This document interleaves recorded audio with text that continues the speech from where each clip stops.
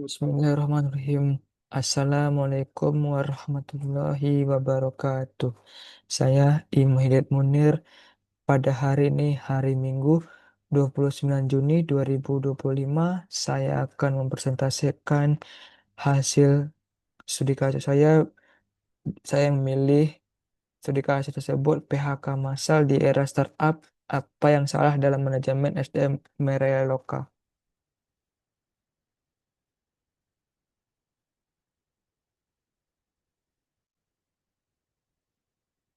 Merloka, startup teknologi yang pernah digadang sebagai unicorn masa depan, tumbuh pesat sejak pandemi dengan janji transformasi digital UMKM.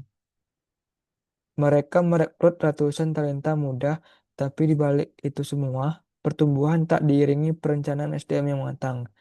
Dalam waktu 2 tahun, jumlah karyawan melonjak 300%. Namun, pertanyaannya, apakah itu berkelanjutan?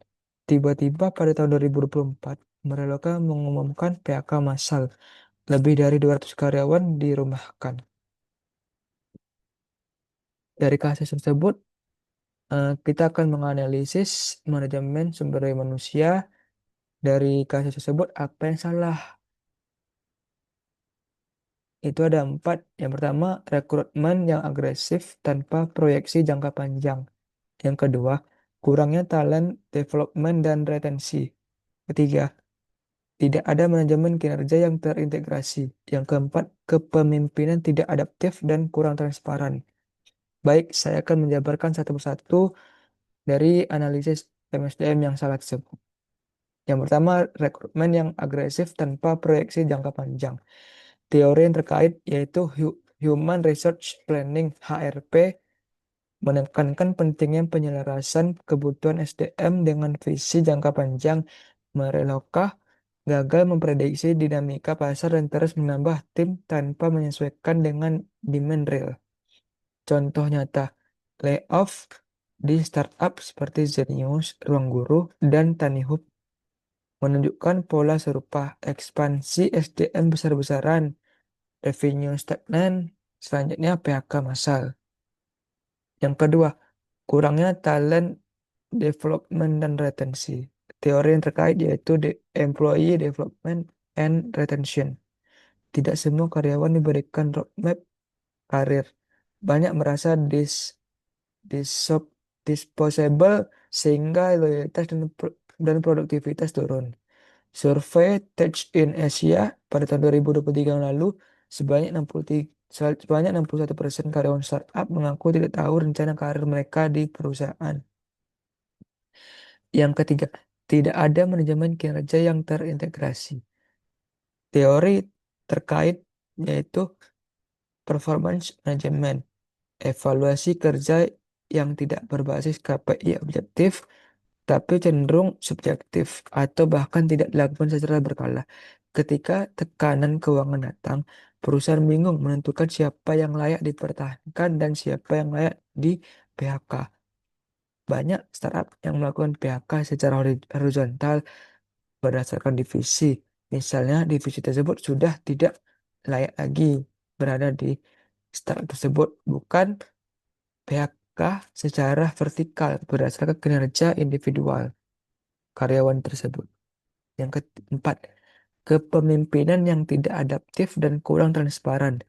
Teori yang terkait Strategic Human Research Management (SHRM), pemimpin perlu mengkomunikasikan perubahan secara jelas dan humanis. Mereka hanya mengirim email pemberitahuan PHK secara massal tanpa diskusi personal. Kutipan karyawan mereka dari media sosial X, saya baru menikah bulan lalu. Hari ini saya menerima email bahwa saya tidak lagi bagian dari perusahaan tersebut. Berikut referensi teori MSDM. Di sini saya mengambil dari beberapa referensi. Yang pertama itu dari Gary Dessler tahun 2017, Human Resource Management, Wader and Davis tahun 96, Human Resource and Potential Management. Yang ketiga, Armstrong tahun 2020, Armstrong's Handbook of Human Resource Management Practice. Ruang Guru 2022 sampai 2023, PHK ratusan pegawai karena restrukturisasi operasional. Yang kelima, Zenius tahun 2022, PHK massal 2 kali dalam 1 tahun.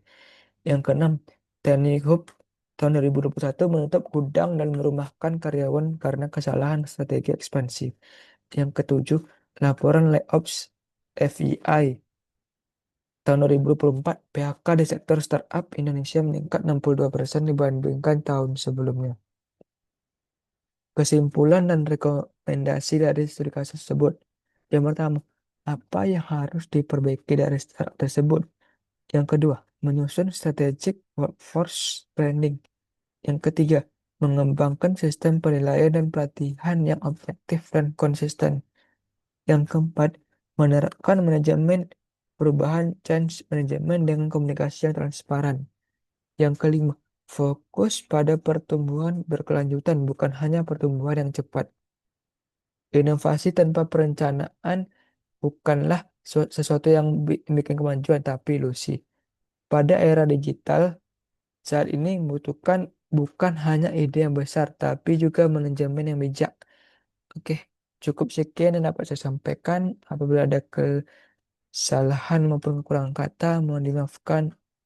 Wabillahi taufiq wal hidayah. Wassalamualaikum warahmatullahi wabarakatuh.